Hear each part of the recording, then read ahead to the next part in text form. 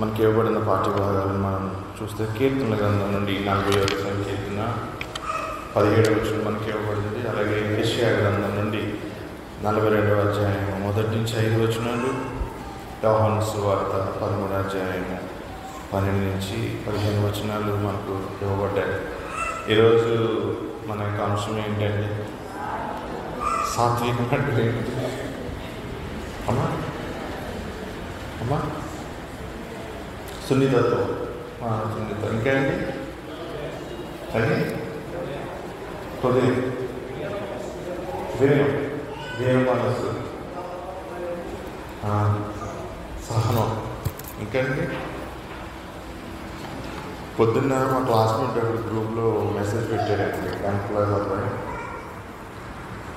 అడిగినారు రోజు పెడతాను, గ్రూప్ ఎప్పుడు చెక్ చేయండి. ఈరోజు ఎందుకో నేను చూస్తుంటే అతను పెట్టిన ఒక ఫోటో వచ్చింది. ఆ ఫోటో చూస్తే ఫోటోలో ఏమైందంటే ఒక కార్టూన్ అనమాట. అది భార్య భర్తలు ఉన్నారు. భార్య అన్నం తీసుకొచ్చి భర్తకి పెట్టింది. ఇప్పుడు భర్త తింటున్నాడు, భర్త ఇప్పుడు భోజనం చేస్తున్నాడు. భర్త భోజనం చేస్తుంటే భార్య అంటుంది, ఇదిగో ఆ కూర నేను వండలేదు, పక్కింటా వండింది, బాగుందనవో వచ్చి వెళ్ళిపోతుంది అంటారు.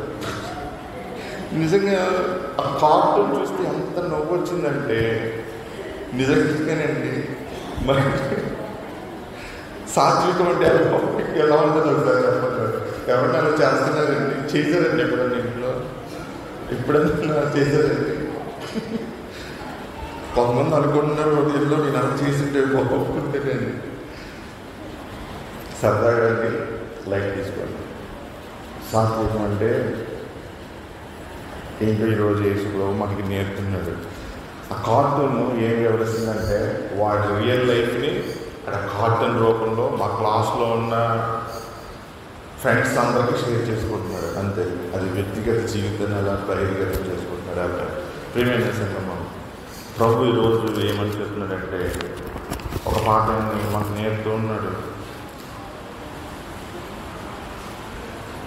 మత్తయి సువార్త 5వ అధ్యాయంలో 5వ వచనంలో మాట్లాడబడుతుంది. చూస్తారు, సాత్వికులు ధన్యులు వారు భూలోకమును, సాత్వికులు ధన్యులు వారు భూలోకమును స్వతంత్రించుకుంటారట. భూలోకాన్ని ఇప్పుడు మనం భూమిని స్వతంత్రించుకోవాలంటే మనలో ఏముండాలంటే సాత్వికం ఉండాలి. సాత్వికము అనే పదానికి, సాత్వికుడు అనే పదానికి గ్రీక్ బైబిల్లో వాడిన పదానికి ప్రాబూస్ అనే పదం వాడబడింది. ప్రాబూస్ అంటే సాత్వికుడు. ఇందాక చెప్పారు కదండి, సున్నితత్వం అని, వినయం అని, జెంటిల్నెస్ అని పదాలు ఉంటాయి కదా. ఇవన్నీ కూడా ఆ ప్రాబూస్ అనే పదంలోకి వస్తుంది. ఇప్పుడు సాత్వికము ప్రాబోటెస్ అనే పదం దానికి వాడబడుతుంది. ప్రాబూస్ అంటే సాత్వికుడు అని, ప్రాబోటెస్ మీక్నెస్ అని, జెంటిల్నెస్ అని, కైండ్నెస్, దయాగుణం. ఇప్పుడు సాత్వికం అంటే మీరు చాలా అర్థాలు చెప్తారు. అసలు సాత్వికం అంటే ఏంటి? అసలు సాత్వికం అంటే ఏంటి? బైబిల్ పరంగా సాత్వికం అంటే ఏంటి? బైబిల్ పరంగా చెప్పాలి, వాక్యపరంగా చెప్పాలి.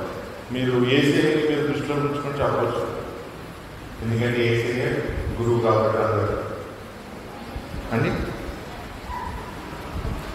ఇప్పుడు యేసు ప్రభు శక్తిమంతుడు అంటే తన మాటలో అధికారం ఉంది.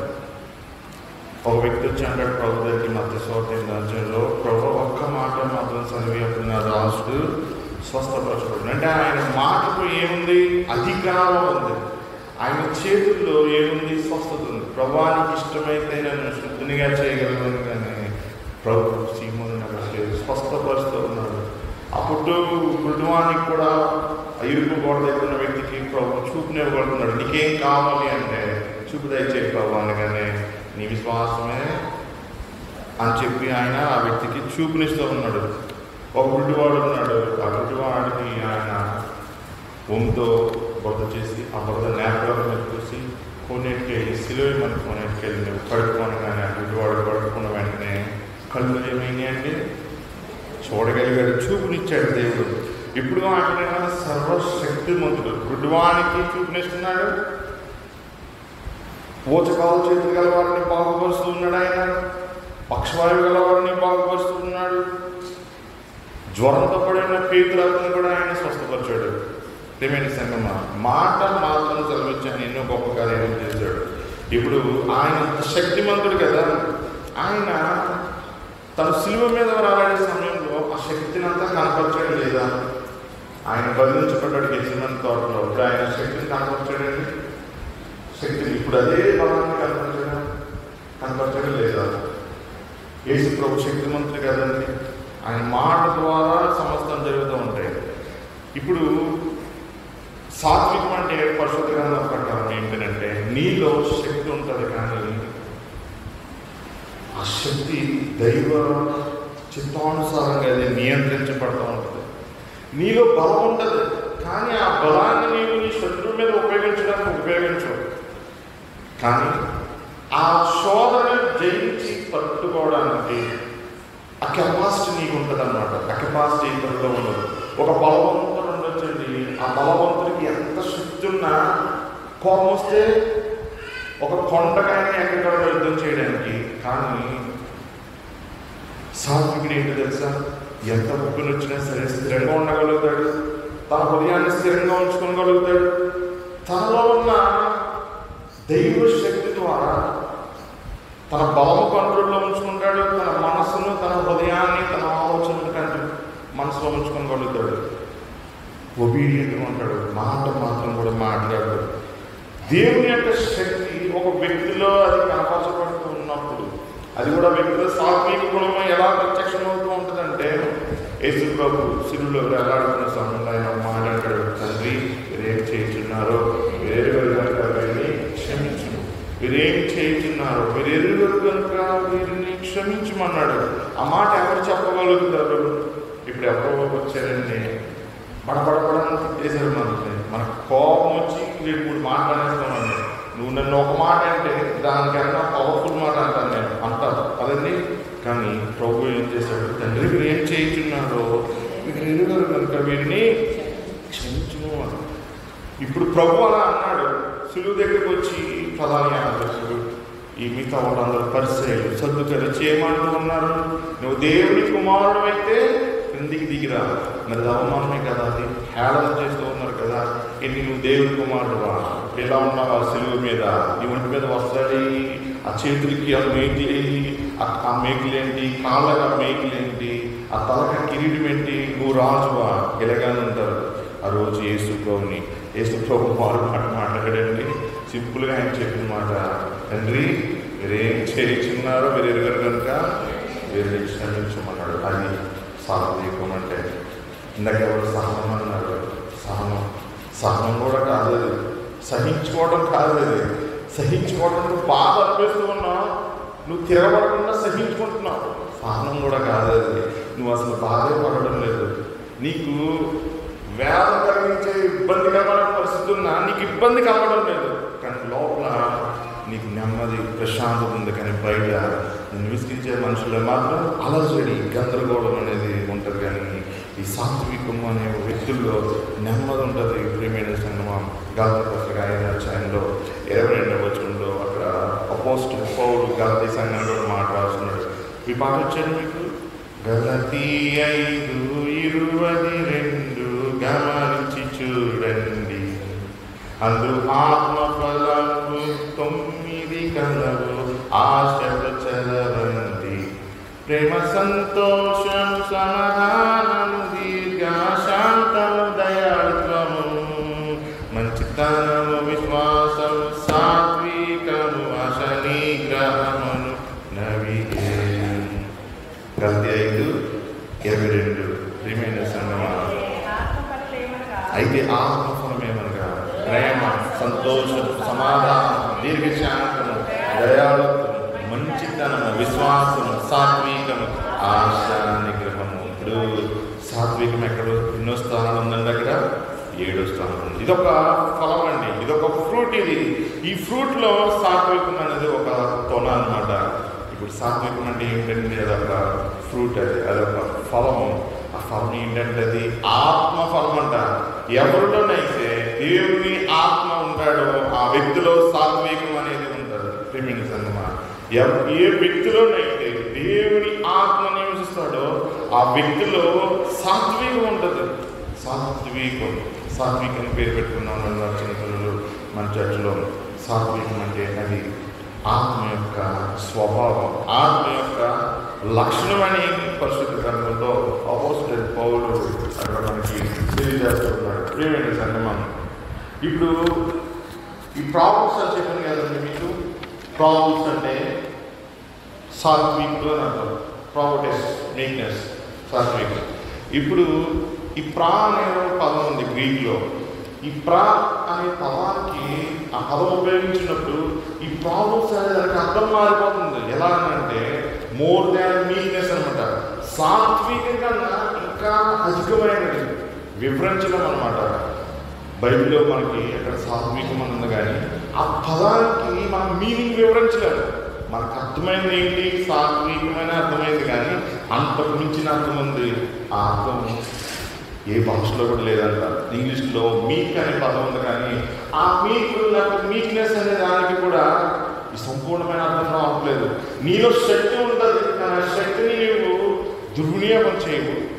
నీలో బలం ఉంటుంది, నువ్వు చేయాలనుకుంటే నువ్వు చేయగలుగుతావు, కానీ నువ్వు చేయవు. దానికి వ్యతిరేకంగా నువ్వు సాత్వికంగా ఉంటుంటావు. అది వీక్నెస్ అంటే అర్థం పరిశుద్ధ గ్రంథం ప్రకారం. ఇప్పుడు వీక్నెస్ అనే పదం ఉంది. వీక్నెస్ రెండో ఒకటేనండి. వీక్నెస్ అంటే బలహీనత, వీక్నెస్ అంటే సాత్వికం. వీక్నెస్ అంటే బలహీనత, వీక్నెస్ అంటే సాత్వికం. రెండో ఒకటేనండి. రెండో ఒకటి కాదు. పదాలు మనకి ఒకేలాగా అనిపిస్తాయి, కానీ ఆ రెండు కూడా ఒకటి కాదని గ్రంథంలో పరిశుద్ధ గ్రంథం మనకి తెలియజేస్తూ ఉంది. కీర్తన గ్రంథంలో మన స్వతంత్ర సందర్భంలో 46 సంఖ్యలో 17 వచ్చినప్పుడు మనకు ఒక మాట రాయబడుతుంది. నేను శ్రమల పాలై, మరి చదవండి, నేను శ్రమల పాలై దీనిని అనే పదం రాయబడుతుంది.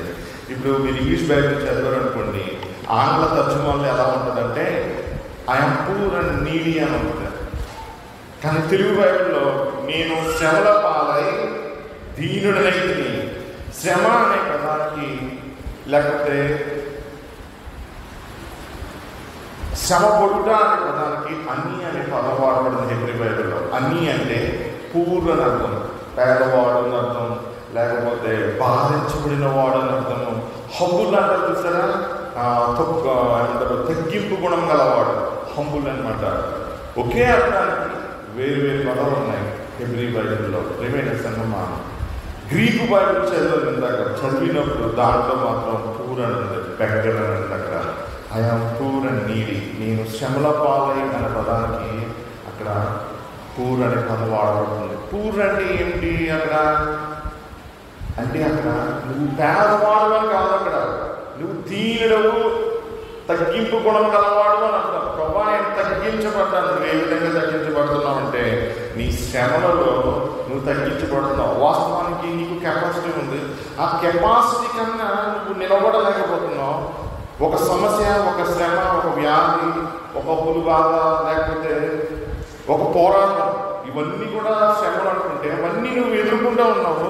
ఇప్పుడు వాటి వలన నీవేమవుతున్నావు? అణచివేయబడుతూ ఉన్నావు, బాధించబడుతూ ఉన్నావు, నలగొట్టబడుతూ ఉన్నావు. ఆ సమయంలో నీవేమని చెప్తావు? ప్రభా నేను దరిద్రుడును అని అంటాం కదండి. ఎప్పుడు అంటాం దరిద్రుడు? అప్పుడు అంటాం. మనలో శక్తి ఉంది, కానీ ప్రభు నేనేమి చేయలేకపోతున్నాను, నా వల్ల ఏమీ కావాలి. ఎందుకంటే నీవు శ్రమలో అనగాదొక్కబడుతూ ఉన్నావు. నేను శ్రమల పాలై దీనుడినైతిని. అందుకని కీర్తన గారు, ప్రభా నా శ్రమల వల్ల ఇప్పుడు నేను దేహ దశకు వచ్చాను, అవసరాలలోనికి వచ్చాను. హెబ్రీ బైబిల్ చదువుతున్నప్పుడు ఈ పదానికి వాడబడిన దానికి అర్థం ఏంటంటే, ప్రియమైన సంగమా, ఒక వ్యక్తి ఆహారం కొరకు పనిచేస్తారు చూసారా, ఆహారం కొరకు పనిచేస్తారు కదా. అంటే ఏంటి? ఎవరైనా ఏ వ్యక్తి అయినా బ్రతకడం కొరకు పనిచేస్తేనే ఆ వ్యక్తి యొక్క కుటుంబం అనేది మనుగడ సాగించగలుగుతుంది. అవసరత ఉంటుంది కాబట్టి నువ్వు పనిచేస్తావు నీ కుటుంబం కొరకు. ఇప్పుడు గ్రీక్ బైబిల్లో పెనిస్ అనే పదం వాడబడుతుంది. ఈ పెనిస్ అంటే ఏంటంటే, తెలుగు బైబిల్లో మనకి ఇక్కడ దీనుడు అనే పదం వాడబడుతుంది. కీర్తనలో దీనుడు, దీనత్వం అంటే నువ్వు కొరత ఉంది నీ జీవితంలో, కొరత. ఏంటంటే అది శ్రమల వల్ల నీవు అణచివేయబడుతున్నావు, నలగొట్టబడుతున్నావు. వాస్తవంగా నీకు ఒక మంచి సంతోషకరమైన పరిస్థితి ఉంది, ఇప్పుడు అవన్నీ కోల్పోయి ప్రభా నేను అన్నీ కోల్పోయాను ప్రభా, అన్నీ కోల్పోయాను, ఆ శక్తి లేదు, ఆ బలం లేదు, ఆ ఘనత లేదు అని చెప్పి నువ్వు విచారిస్తూ ఉంటావు. కీర్తనకారుడు కూడా అదే విధంగా విలపిస్తూ ఉన్న సందర్భంలో ఈ కీర్తనను రాస్తూ ఉన్నాడు.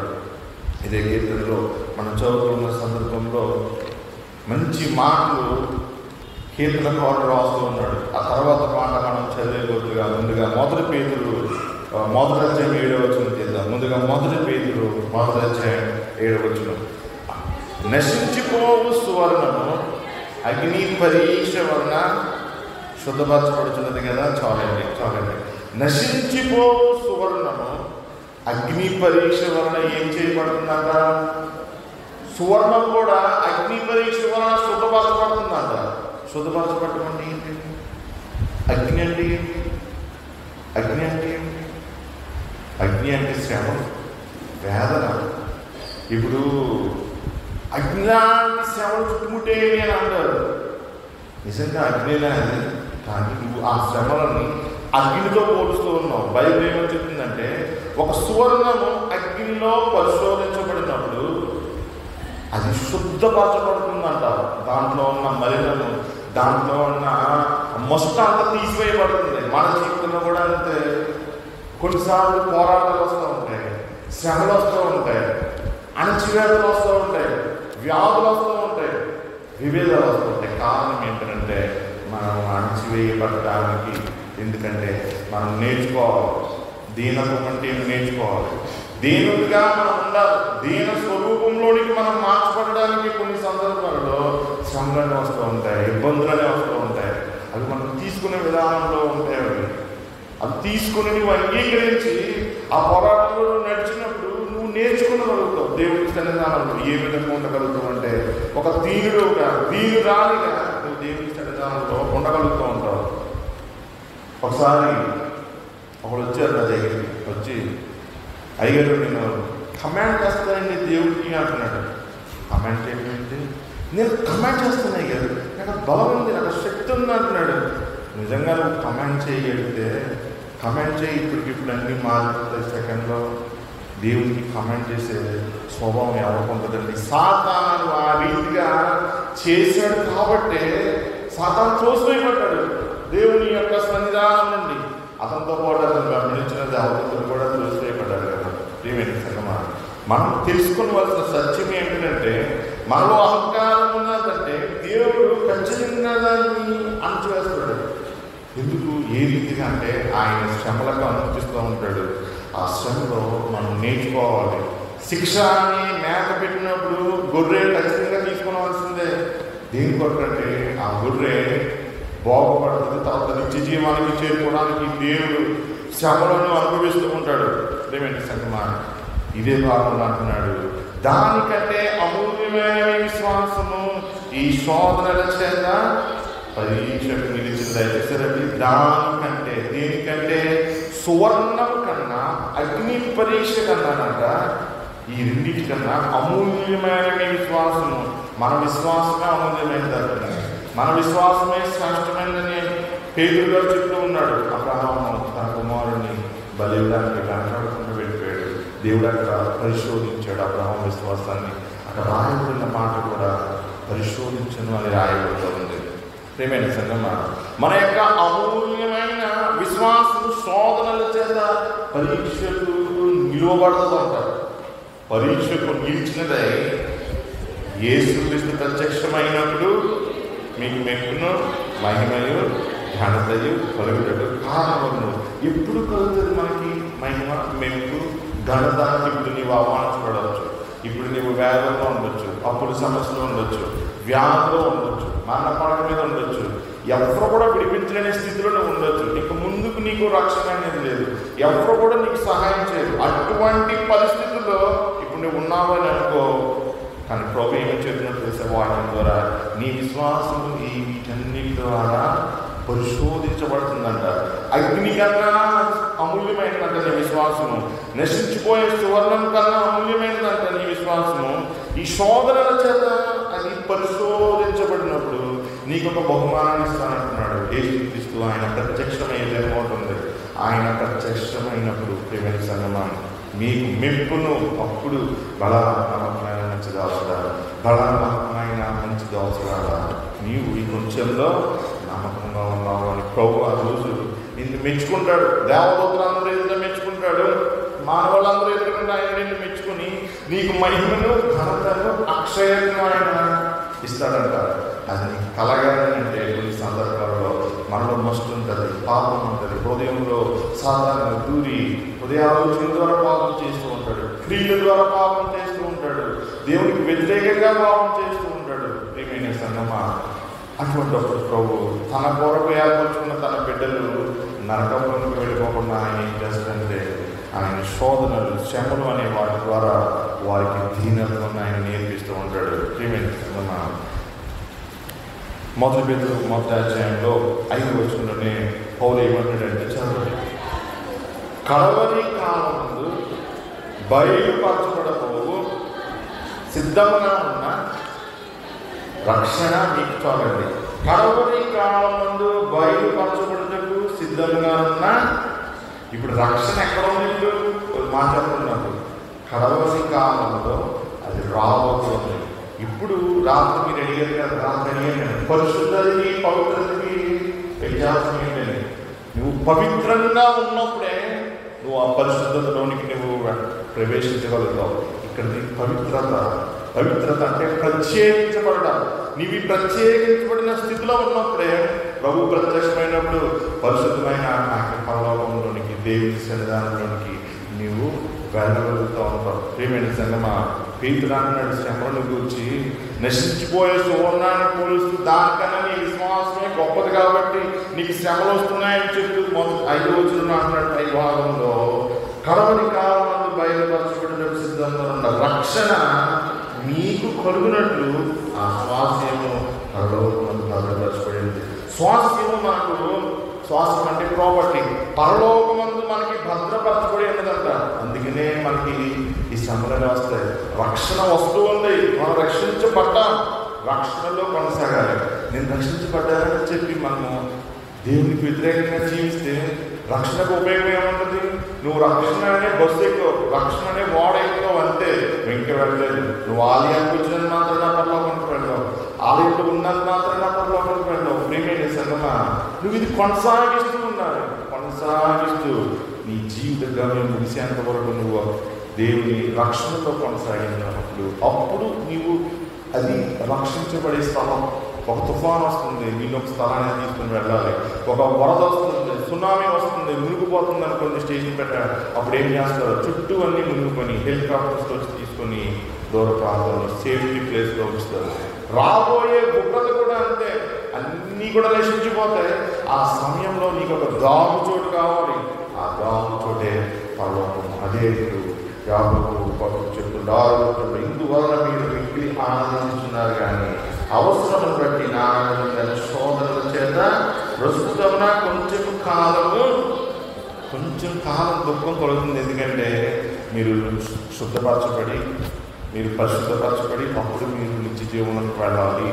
అలా వెళ్ళాలంటే ఈ దుఃఖం అనేది మీకు ఉండాలి, ఈ శోధనలు అనేవి ఉంటాయి అని ఇక్కడ భక్తుడు చెప్తూ ఉన్నాడు. వీటి వలన మీరు దిగులు చెందొద్దు అంటున్నాడు. మనల్ని శుద్ధపరచడానికి, మనలో ఉన్న మలినాన్ని తీసివేయడానికి ఈ శోధనలు అనేవి ఏర్పాటు చేయబడతాయి. ప్రియమైన సంగమా మొదటి పేతురు 5వ అధ్యాయం 7వ వచనం చదివే ముందుగా కీర్తన 40 చూడండి ఒకసారి. కీర్తన 40 17వ వచనంలో 2వ లైన్ చూడండి. 2వ భాగం.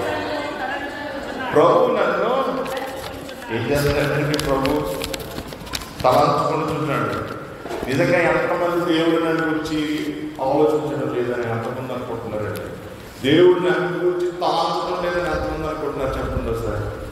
అనుకున్నాడు చాలా మంది. దేవుడు నన్ను మర్చిపోయాడని అనుకుంటారు చాలా మంది. అనుకుంటారు ఖచ్చితంగా, అనుకున్న వాళ్ళు ఎవరు ఉంటారు. కీర్తనకారుడు అంటున్నాడు ఇక్కడ, ప్రభువు నన్ను తలంచుకుంటున్నాడు, శ్రమలో ఉన్నాడు, నలిగిపోయాడు, దీనుడిగా మారిపోయాడు, ఇప్పుడు ప్రభువు నన్ను తలంచుకుంటున్నాడు అని పలుకుతూ ఉన్నాడు. దీనికి జవాబు ఎక్కడ మనకు దొరుకుతుందంటే మొదటి పేతురు 5:7. మొదటి పేతురు 5:7 ఆయన మిమ్మల్ని గురించి చింతించుచున్నాడు కనుక మీ చింత యావత్తు ఆయన మీద వేడి. ఆయన మిమ్మల్ని గూర్చి చింతించుచున్నాడు కనుక మీ చింత యావత్తు ఆయన మీద వేడి. మన చింత, మన వదిలేసి ఏముంటాయి, మన చింత అది ఏదైనా సరే, చిన్నదైనా పెద్దదైనా, అది ఏదైనా మనం మోయకూడదండి. ఇప్పుడు మనకి బస్సు మీద వెళ్తున్నాం, మనం హైదరాబాద్ వెళ్తున్నాం, మన లగేజ్ అంతా మనం నెత్తి మీద పెట్టుకుని వెళ్తామా, మన లగేజ్ అంతా మనం చేతిలో పెట్టుకుని వెళ్తామా, పైన డిగ్గీలు ఉంటాయి కదా, డిగ్గీలో పెడతామా లేదా? ఆ బస్సు ఆ బరువుని మోస్తూ ఉంటుంది, నువ్వు మోయిన అవసరం లేదా ఆ బరువుని. ప్రభు కూడా అంతే. ఇక్కడ ఏమంటాడంటే ఆయన మిమ్మల్ని గూర్చి చింతించుచున్నాడు. యాకోబు యేసు ప్రభు, పేతురు యేసు ప్రభు యొక్క శిష్యుడు ఏమంటున్నాడు? ఆయన యేసు ప్రభు మిమ్మల్ని గూర్చి చింతించుచున్నాడు. ఆయన ఆలోచిస్తూ ఉన్నాడు నీ గురించి, నీ శ్రమల గురించి, నీ పరిస్థితుల గురించి అంటున్నాడు. కనుక నీ చింత యావత్తు ఏం చేయమంటున్నాడు? నీ చింత యావత్తు ఆయన మీద వేయి అంటున్నాడు. ఆయన ఆల్రెడీ ఆయన మనందరి కావాలని ఆయన భరించాడు, మోసాడు. ఇప్పుడు మనం ఎందుకు మోయవలసిన అవసరం ఉంది? అవసరం లేదు. నీ కన్నీటిని, దుఃఖాన్ని ముందు నువ్వు చేయవలసింది ఏంటంటే ప్రభు మీద వేసేయాలంటే. నువ్వు మోసుకొని కన్నీరు కాల్చుతూ ఉంటే దానివల్ల ప్రయోజనం ఏముంది? నువ్వు బస్సు ఎక్కువ కానీ నీ బరువుని నెత్తి మీద పెట్టుకొని వెళ్తూ ఉంటావు. నువ్వు చనిపోయేంత వరకు కూడా అంతే. దేవుని రాజున వెళ్ళిన తర్వాత కానీ నీకు అర్థం కాదు. ప్రభు ఏం చెప్తున్నాడంటే వాక్యం ద్వారా మీ చింత యావత్తు ఆయన మీద వేయమని చెప్తున్నాడు. మత్తయి సువార్తలో 11వ అధ్యాయంలో 28వ వచనంలో యేసు ప్రభు ఒక మంచి మాట మాట్లాడుతున్నాడు. మత్తయి సువార్త 11వ అధ్యాయంలో 28వ వచనంలో ప్రయాసపడి భారం మోసుకొనుచున్నా, ఏమంటాడండి? ప్రయాసపడి భారం మోసుకొనుచున్న సమస్త జనులారా, ఇక్కడ యూదులు మాత్రమే కాదు అన్యజనులు కూడా ఉన్నారు. ప్రయాసపడి భారం మోసుకొనుచున్న సమస్త జనులారా నా యొద్దకు రండి అంటాడు. నా యొద్దకు రండి, నేను మీకు విశ్రాంతి కలుగుతీతును. విశ్రాంతిని కలిగిస్తాడంట. తర్వాత వచ్చిన చదవండి. నేను సాత్వికుడను అంటాడు. నేను సాత్వికుడను, దీన మనసు గలవాడును గనుక మీ మీద నా కాడి తెచ్చుకుని నా యొక్క నేర్చుకుని అప్పుడు మీ ప్రాణంలోకి ఏం దొరుకుతుందంట? విశ్రాంతి దొరుకును. ఏదైనా నా కాడి తీసుకుంటాను, నా భారం తేలికగానే ఉన్నది. కాడి అంటే ఏంటి తెలిసింది? కాడి అంటే ఇప్పుడు ఎద్దుల బండి ఉండే కదండి పూర్వం. ఎద్దులు 2 ఎద్దులు ఉన్నప్పుడు ఆ ఎద్దుల మీద ఒక కాడి పెడతారు కదా, బరువైన కాడి. కాడి అంటే అది బ్యాలెన్స్ చేసుకుంటాయి ఎద్దులోకి. ఏమైనా సంగమా ప్రభు ఏమని చెప్తున్నాడంటే ఇక్కడ నా యొక్క మీరు చదవండి 29వ వచనం. నేను సాత్వికుడను, దీన మనసు గలవాడును కనుక నీ మీద నా కాడి ఎత్తుకుని నా యొక్క ఏం చేయమంటున్నాడు? నేర్చుకోమంటున్నాడు. అప్పుడు మీ ప్రాణాలకు నేర్చుకోమని ప్రభు మనకి చెప్తున్నాడు. ఏమని? ఆయన కాడి మనం ఎత్తుకున్నప్పుడు ఆయన సాత్వికం నేర్చుకుంటామంటారు. ఆయన దీన మనసును మనం కలిగి ఉండడం నేర్చుకుంటామంటారు. ఇక్కడ నేర్చుకునుట అనే పదానికి మతాను అనే పదం వాడబడుతుంది. మతాను అంటే నేర్చుకునుట. మాస్టర్స్ అంటే శిష్యుడు అని అంటారు. మాస్టర్స్ అంటే శిష్యుడు. యేసు ప్రభు మనకి గురువు గారు, మనం ఆయనకి శిష్యులం. యేసు ప్రభు మత్తయి సువార్త 28వ అధ్యాయం చివరి భాగంలో శిష్యులకి ఒక ఆజ్ఞాపిస్తూ ఉన్నాడు. మీరు సర్వసృష్టికి వెళ్ళి సర్వసృష్టికి సువార్తను ప్రకటించి అందరినీ కూడా నాకు శిష్యునిగా చేయండి అంటున్నాడు. శిష్యునిగా చేయండి అంటే యేసు ప్రభు శిష్యుల్ని తనలాగా మార్చాడు. ఇప్పుడు ఆ శిష్యులు సర్వజనులను కూడా యేసు ప్రభులాగా మార్చాలంట. శిష్యత్వం అంటే నేను వాక్యం చెప్తున్నానంటే మీకు యేసు ప్రభు నేర్పాలి. నేను ఎలా ఉన్నానో అది నేర్పడం కాదు, యేసు ప్రభు ఎలా ఉన్నాడో అది మీకు నేర్పాలి. ఇప్పుడు కాడి ఎత్తుకుని అంటున్నాడు. ఆయన కాడి ఎత్తుకుని మనం ఆయనకు నేర్చుకోవాలి. కాడి అనేది బరువైందండి. యేసు ప్రభు కాడి మనం ఎత్తుకొని ఆయన వెంట నడిచినప్పుడే మన జీవితంలో మనకి నెమ్మది ఉంటుంది. క్రమక్రమంగా ఆ బరువును ప్రభువు తీసివేస్తాడు. ఆయన ఎంత నేర్చుకుని అంటున్నాడు. నేర్చుకోవాలి ఆయన దగ్గర, మనం నేర్చుకోవాలి. నేర్చుకున్నప్పుడే మనము మన జీవితంలో మనం నెమ్మదిగా ఉండగలుగుతూ ఉంటాం. ఏమైనా సంగమా ఈ జీవితంలో మనకి సమస్యలు కష్టాలు అనేవి వస్తూ ఉంటాయి, కానీ మనము వాటికి బెదరకూడదని పరిశుద్ధ గ్రంథం మనకి తెలియజేస్తుంది. మత్తయి యోహాను సువార్తలో 13వ అధ్యాయంలో 12 నుంచి 15 వరకు చదవబడిన ఈ భాగంలో మనం గమనించినప్పుడు గత రాత్రి దీని ముందు భాగంలో ప్రభు శిష్యుల యొక్క పాదాలను ఏం చేస్తున్నాడైనా కడుగుతూ ఉన్నాడు. శిష్యుల యొక్క పాదాలనైనా కడుగుతూ ఉన్నాడు. ఇప్పుడు 12వ వచనం చూడండి. వారి పాదములు కడిగి, చాలండి, వారి పాదములు కడిగి తన పై వస్త్రము, అంటే దాని పై వస్త్రం తీసివేసాడని పై భాగంలో ఉంది. తన పై వస్త్రాన్ని తీసివేసి వారి కాళ్ళను కడుగుతూ ఉన్నాడు. ఇప్పుడు తన పై వస్త్రము వేసుకున్న తర్వాత ఆయన మరలా ఏమంటాడు, కూర్చుండి, అప్పుడు కూర్చున్నాడు. అప్పటి వరకు ఏం చేశాడు, ఆయన సీట్లో ఆయన కూర్చున్నాడు. ఆయన కాలు కడిగిన తర్వాత ఒక రాజు, ప్రభువు, సృష్టికర్త, గురువు, యజమానుడైనటువంటి యేసు ప్రభు దిగాడు, కిందకి దిగి కాలు కడుగుతూ ఉన్నాడు. తన మహిమంతటిని, తన ఘనతంతటిని ఆయన విడిచిపెట్టాడు. శిలువ మీద ఆయన ఆ విధంగా వేలాడుతూ ఉన్నాడు. నిత్యము కూడా స్తుతించబడుతున్న ఆ ప్రభు మన కొరకు ఆ రీతిగా తగ్గించుకొని ఈ లోకంలో వచ్చాడు. శిష్యులకు ఈ శిలువ బలియాగానికి ముందుగా తను ఎందుకు వస్తున్నాడో, తను ఏ రీతిగా ఈ లోకంలో తన పరిచయం కొనసాగించాడో, మనం ఏ రీతిగా ఈ లోకంలో జీవించాలో ఆయన ఇక్కడ తన క్రియ ద్వారా తెలియజేస్తున్నాడు. శిష్యుల పాదాలను కడగడం ద్వారా ఆయన మనకి తెలియజేస్తూ ఉన్నాడు. ఆయన కింద కూర్చొని వాళ్ళ పాదాలని కడిగి తుడిచి అప్పుడు పై వస్త్రాన్ని వేసుకున్నాడు. పై వస్త్రాన్ని వేసుకుని అప్పుడు వెళ్ళి ఆయన కూర్చున్నాడు అంటే తన ప్లేస్లో. ఇప్పుడు ఒక మాట అంటున్నాడు, నేను మీకు చేసిన పని మీకు తెలిసినదా? ఏమన్నాడండి, నేను మీకు చేసిన పని నేను ఎందుకు ఇలా చేసినాను మీకు తెలుసా అంటున్నాడు. అంటే ఆయన నేను కాలు కడిగినట్టు మీరు వెళ్ళి కాలు కడగమని చెప్పట్లేదు అక్కడ ప్రభు. ఇప్పుడు యేసు ప్రభు ఇలా చేశాడు కదా, మీరు కూడా ఇలా చేయొచ్చు కదా అని అడగవచ్చు. యేసు ప్రభు ఆ విధంగా కాలు కడగమని అక్కడ చెప్పడం లేదు, కానీ తను ఏ రీతిగా తను తాను తగ్గించుకున్నాడో, ఏ రీతిగా తన యొక్క ఘనతను పక్కన పెట్టి దేవుడు అయింది కూడా ఆయన తన దోసులకే దాసత్వం చేశాడు. ఆయన తన దోసులుగా ఆయన కాళ్ళను కడిగి తుడిచాడు. ప్రభు దాన్ని గమనించుకుంటున్నాడు, దానిని గమనించుకొని చెప్తున్నాడు, నన్ను తగ్గించుకొని నా దాసులని మీకు నేను సేవ చేసినప్పుడు మీరు కూడా అదే విధంగా చేయాలని ఇక్కడ ప్రభు శిష్యులకు చెప్తూ ఉన్నాడు. నేను మీకు చేసిన పని మీకు తెలిసినదా, అర్థమైందా మీకు అంటున్నాడు. తెలుగులో మనం క్లియర్గా చెప్పాలంటే అర్థమైందా మీకు నేను చెప్పింది అని అర్థం. 11వ వచనం చదివితే బోధకుడనియు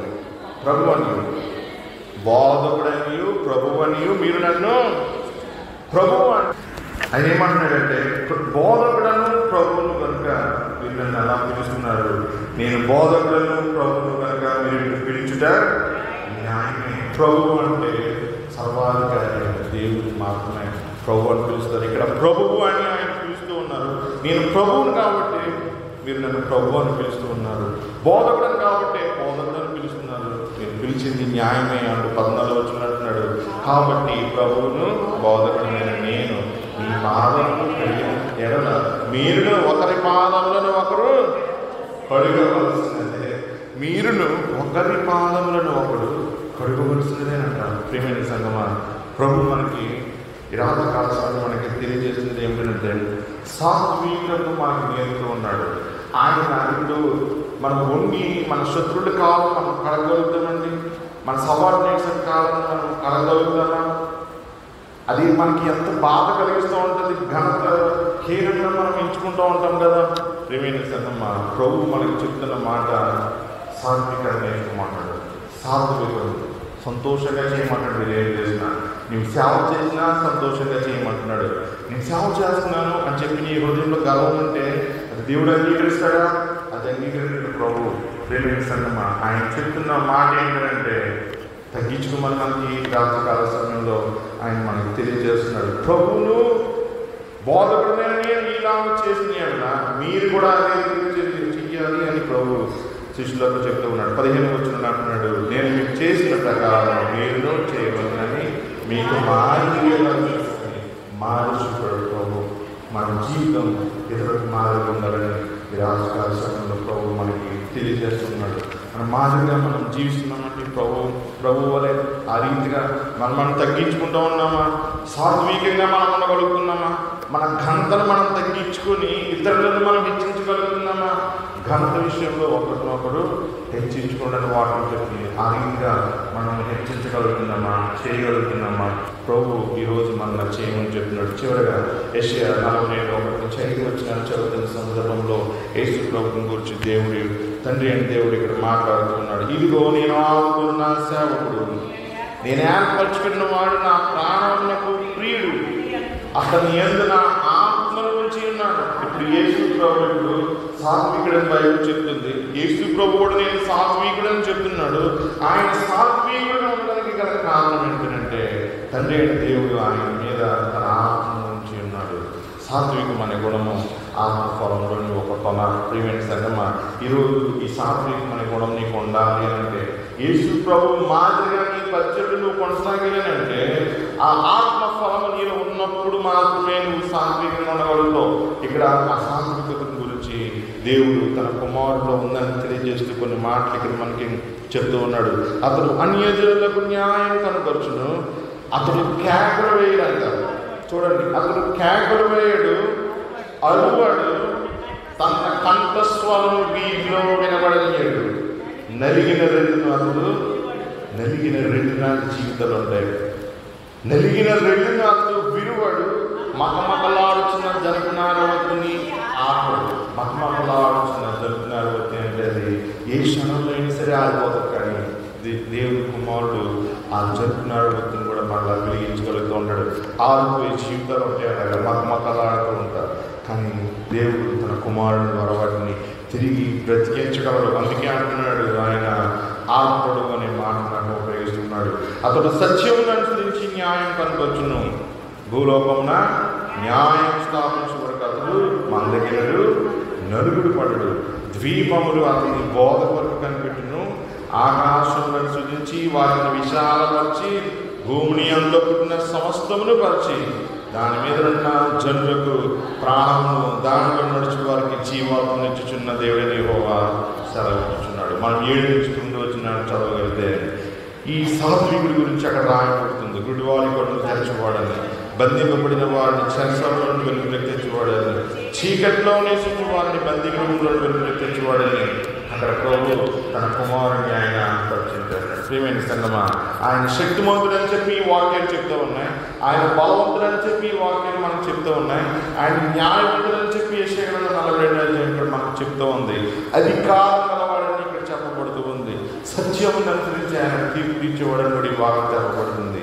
అయినా సరే ఆయన తను తాను తగ్గించుకొని ఆయన ఏం చేస్తున్నాడు? తన మహిమంతటిని, తన ఘనతంతటిని, తన యొక్క ప్రభావాన్ని ఆయన ప్రక్కన పెట్టాడు. ఆ వస్త్రం పక్కన పెట్టిన రీతిగా ఆయన శాంతపరుస్తున్న మానవ దేహాన్ని ధరించాడు. ప్రేమైన సంగమం, నీ కొరకు నా కొరకు ఆయన శిలువ మీద వేలాడు. ఈ రాత్రికాల సమయంలో 9వ రోజు కోడిలో ప్రభు నీకు నాకు తెలియజేస్తున్నగా సాత్వికం నేర్చుకోమంటాడు. నా ఎత్తుకుని నా నేర్చుకోండి, అప్పుడు మీకు మనకు విశ్రాంతి అప్పుడు ఇస్తానన్నాడు దేవుడు. నా కాడి ఎత్తుకుని నా యొక్క నేర్చుకోండి అని చెప్తూ ఉన్నాడు. ఆయన స్వభావాన్ని నేర్చుకోవాలి, ఆయన యొక్క మృదుత్వాన్ని మనం నేర్చుకోవాలి, శాంత స్వభావాన్ని నేర్చుకోవాలి.